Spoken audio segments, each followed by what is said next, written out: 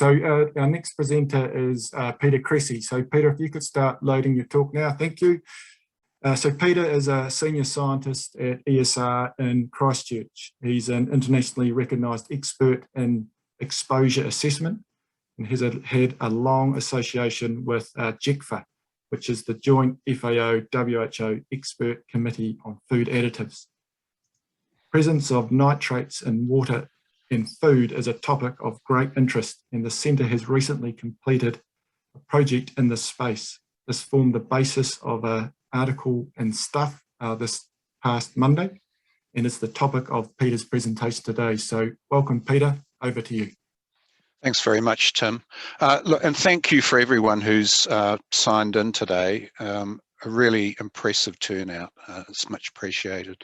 And thank you to the Centre for making this time available for me to talk. So the talk is about nitrate in food and water. Are they different? So we've used nitrate essentially as a case study here, but actually we're addressing a wider issue here, and this is how exposure from different sources is dealt with in both in risk assessment and in epidemiological studies. And I'll try and tease this out as we go through. So nitrate isn't really any stranger to us. It's involved in a lot of important natural processes. For instance, the nitrogen cycle, which involves the fixing of nitrogen, its transmission to plants for use in growth. It's also used in the human body, and we have here the intake of nitrate, which then is reduced to nitrite, which has a number of roles in the body, mainly as an antimicrobial agent. Keeps our breath smelling sweet and keeps the stomach free from, well, not free, but helps to keep it free from microbes. And then the nitrite in turn is reduced to nitrous oxide. So nitric oxide can be formed either through this route or from arginine. And nitric oxide is a chemical that for a long time and not a lot was known about it because its survival time in the body is so short. But with more modern techniques, it's becoming apparent this pretty important chemical and is a vital signaling chemical for vasoregulation. So this is where the body upregulates the flow of blood to certain areas in response to needs. So we then come back to this case study, nitrite, and nitrate has been positively and negatively associated with a range of human health endpoints. And the one we'll use for this case study is colorectal cancer. So there's been a couple of epidemiological studies in the last 5 years that have gained quite a lot of attention. We have the Spanish-Italian study of Espejo Herrera et al. This looked at cohorts in Spain and Italy. It was a really thorough study. It looked at associations with water nitrate, but also dietary nitrate. And they found this kind of dichotomous situation where they found a positive association between nitrate in water and colorectal cancer, but a negative association with dietary nitrate. Now, the dietary association didn't quite make statistical significance, but it was headed in that negative direction.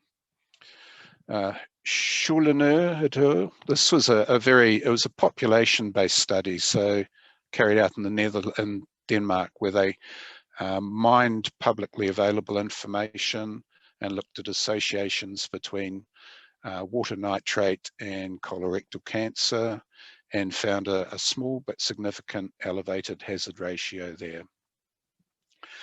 Then there's several other studies here which demonstrate what usually happens in these fields, where you have some positive associations, some lacking positive associations, and some with conditional associations.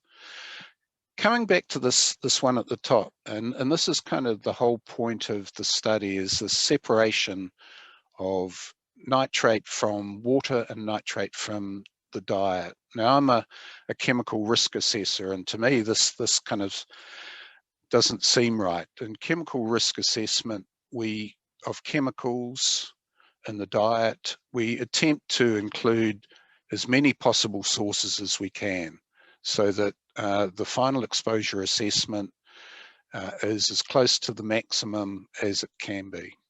So this separation came as a bit of a oddity to me.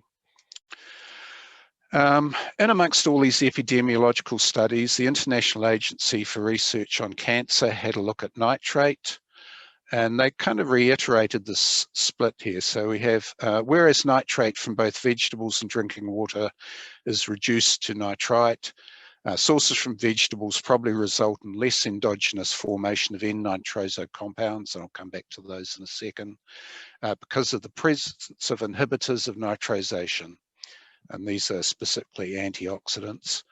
For these reasons, the working group evaluated ingestion nitrate from dietary sources and drinking water separately. However, after looking at all the studies, they concluded that there was inadequate evidence in humans for the carcinogenicity of nitrate and inadequate evidence for the cards from the diet and from drinking water, and the same related to animal studies. This is actually quite a strong statement from IARC. IARC are an incredibly conservative body, and they generally hedge their bets pretty carefully when it comes to carcinogenesis. So some work's been done on this in New Zealand.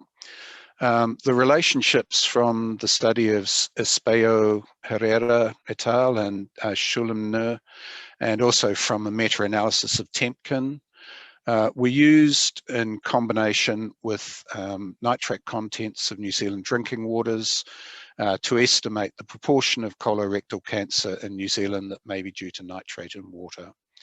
And depending on which of the relationships were taken, it was estimated that each year anything from 19 to 180 cases of colorectal cancer in New Zealand could be due to elevated nitrate in water.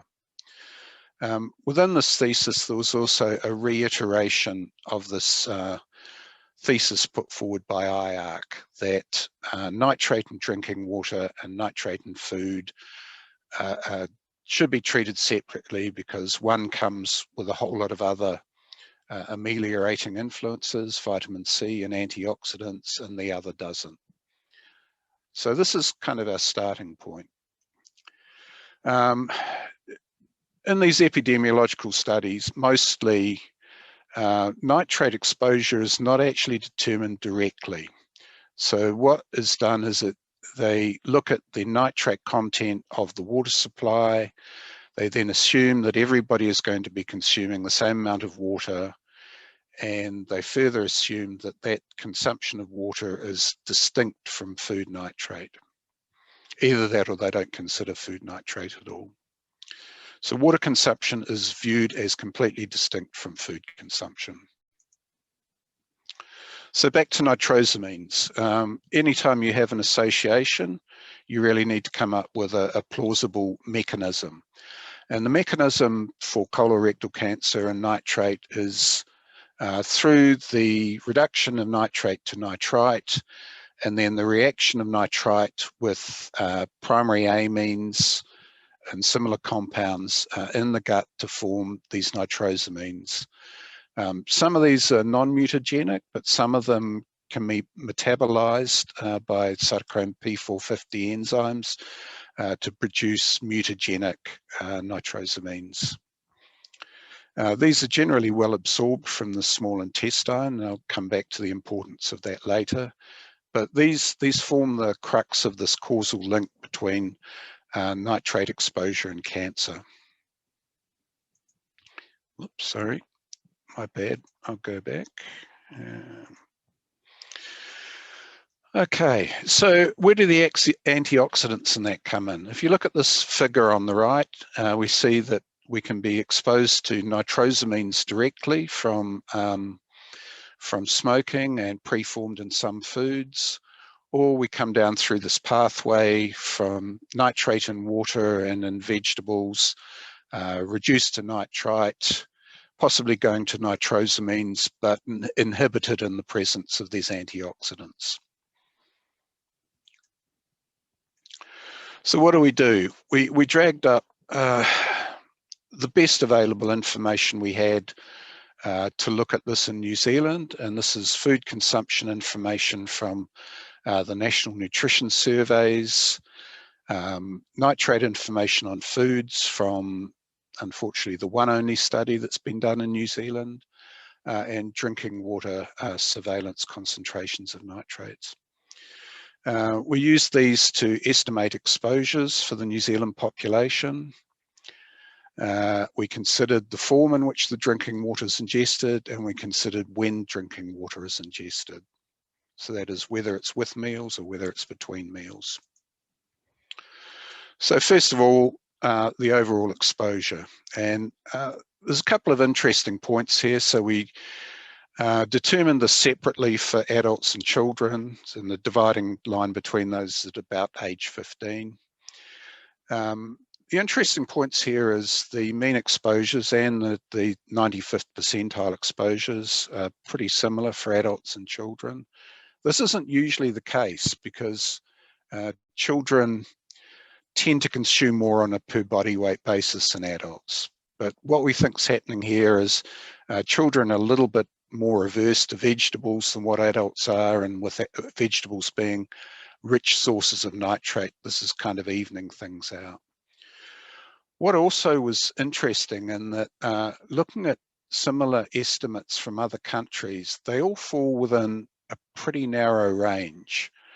You know, usually with contaminants in food, you'll find different estimates from different countries can easily be across maybe 2 orders of magnitude.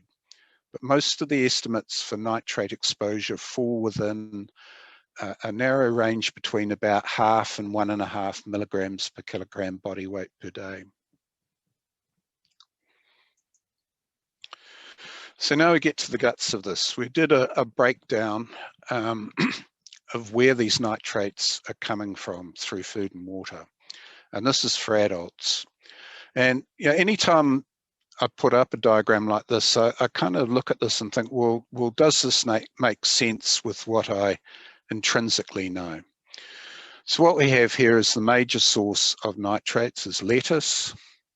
Potatoes to a slightly lesser extent. Potatoes have lower concentrations of nitrate, but they're consumed at a higher rate.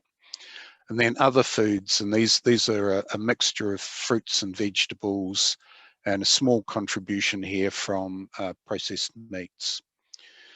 We then have this dark blue triangle on the right-hand side there, which is the contribution from drinking water. So about 9% of the total exposure to nitrate comes from drinking water for adults. We then have the smaller circle where we kind of tease this apart a bit. And of that 9% or so, about half of it comes from tea and coffee. And once again, you know, I've asked people around the office how they drink their water, and they say, well, you know, tea, coffee, that sort of thing. So this kind of has a ring of truth to it. So we see there's about half of the drinking water that's being taken in essentially quasi-food forms. Then we have the two sections at the top, the dark blue and the sort of orangey. And this was looking at the remainder. This is the drinking water that is drunk as drinking water with nothing else added. And we looked at when this was consumed. So a bit under half of it is consumed at the same time as a meal or near to a meal. And we chose an arbitrary cutoff of 1 hour either side of the meal. But in actual fact, I mean, most of that is water drunk with a meal. So we're left with 2.6% of the overall nitrate exposure that kind of meets these criteria that are assumed in the epidemiological studies, that it's drinking water and it's not associated with food. For children, the picture's slightly different. And once again, I felt this passed the reality test. Children are not such big fans of lettuce, but they are big fans of potatoes and potato products. If we look at the dark blue section to the right of the main circle there, even less of their nitrate exposure is coming from drinking water. Obviously not big tea or coffee drinkers, but what children do drink a reasonable amount of are these water-based fruit drinks. So this is cordials, powdered type products. And a point to note with these is that most of these include vitamin C as an antioxidant for the benefit of the food product, not necessarily for the benefit of the person consuming them. We then looked at when the remaining drinking water was being drunk, and there's quite a strong trend here, is that children tend to drink drinking water without other additives as part of a meal. So we have this orangey section here. About half of the drinking water that is being consumed by children on average is being consumed with a meal. So this is just trying to put this into a bit of perspective. So 100% along the top is the 100% of nitrate exposure. And these what do you call them, columns down in the bottom right-hand corner are I guess you could call them the at-risk proportion of that. So it's the nitrate that's coming from drinking water, that's not associated with food components, and that's not close to a meal. So why does all this stuff about the tea and the coffee and the vitamin C and that, why is this of interest?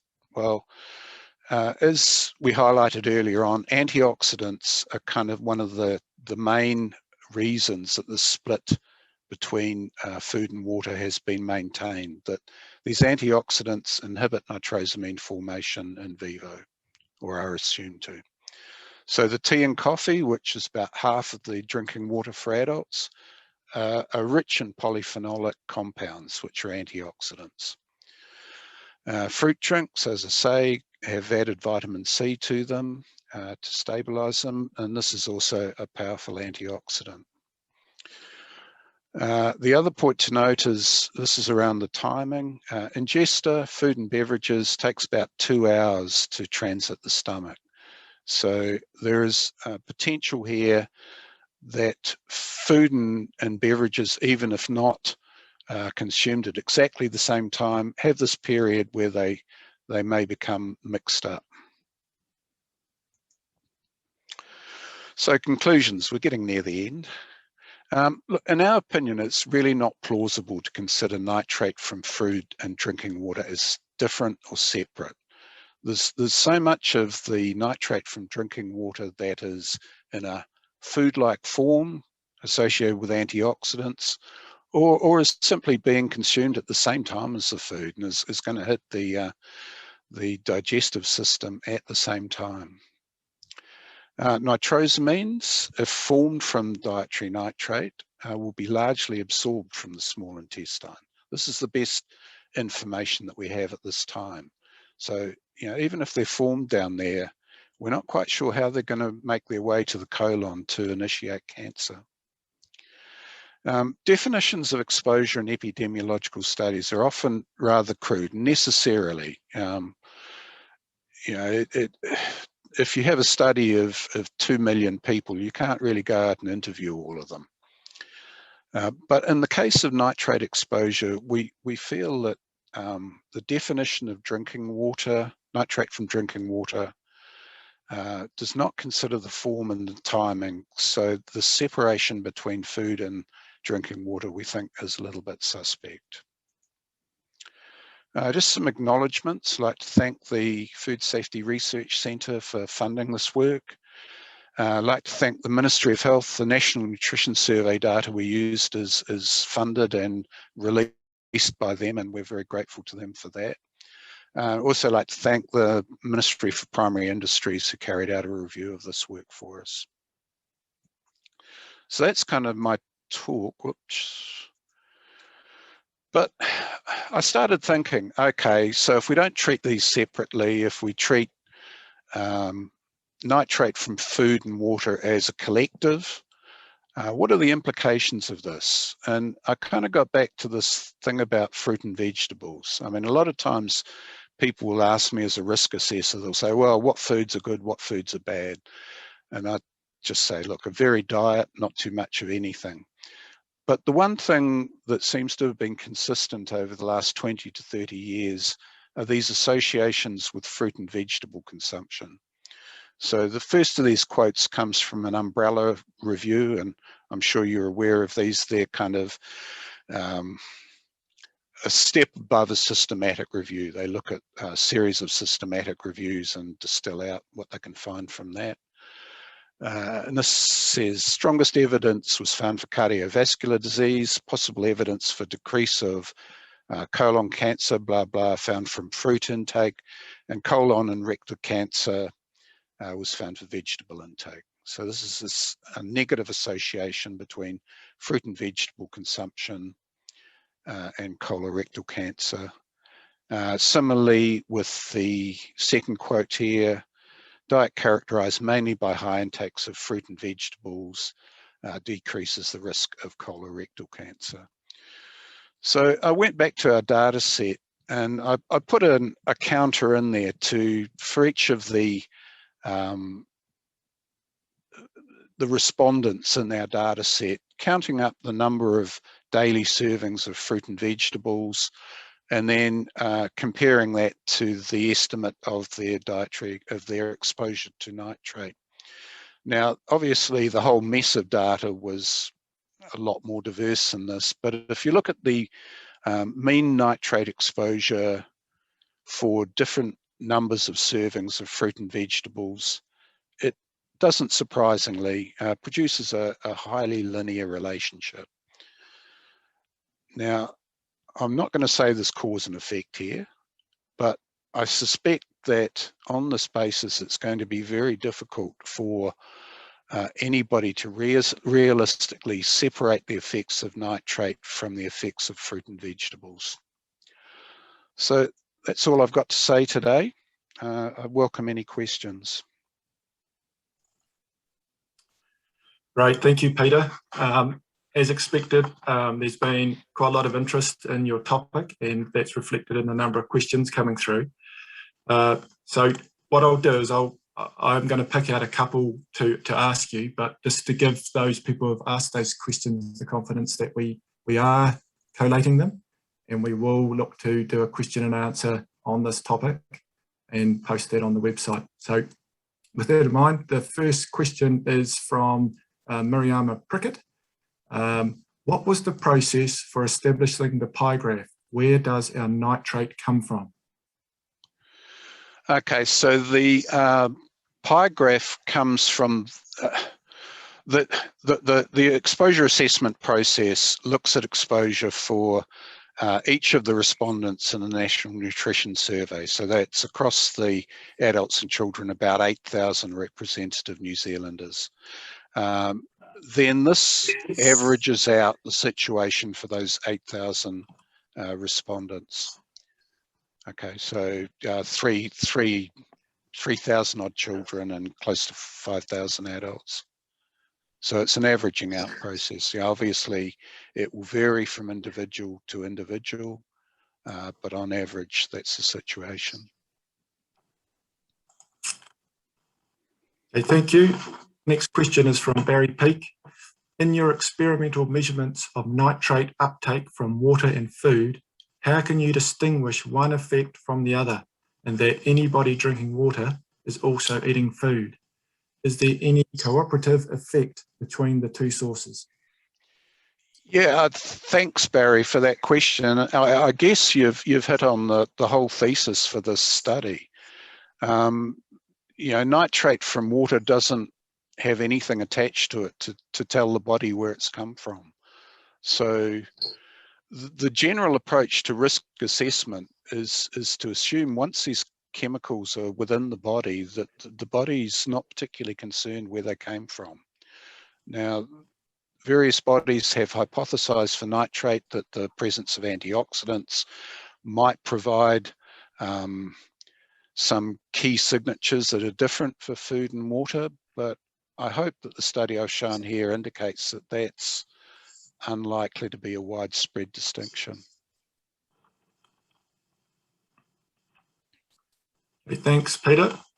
A couple of questions from Lisa McGlinchey. One of those being, what does the relatively high level of dietary nitrates for vegetarians/vegans and their relatively low rate of colorectal cancer tell us about this issue?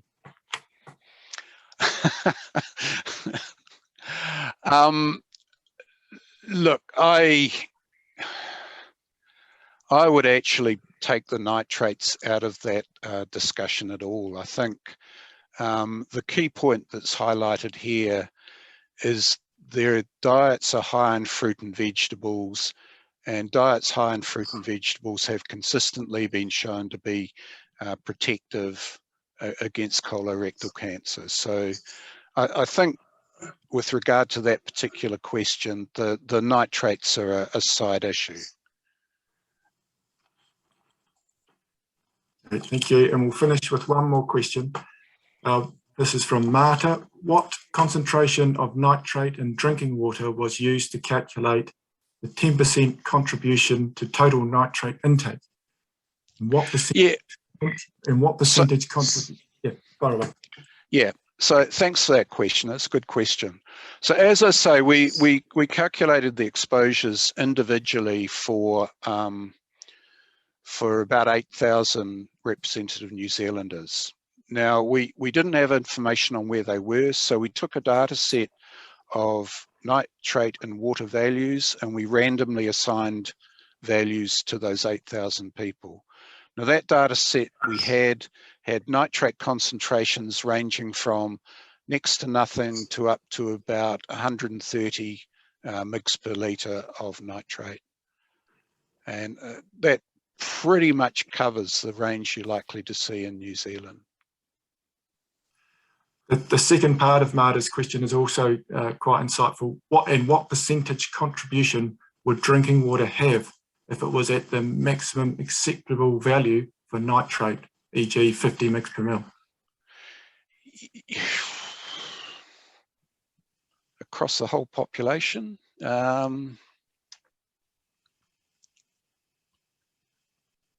Look, I'd have to go back and look at that.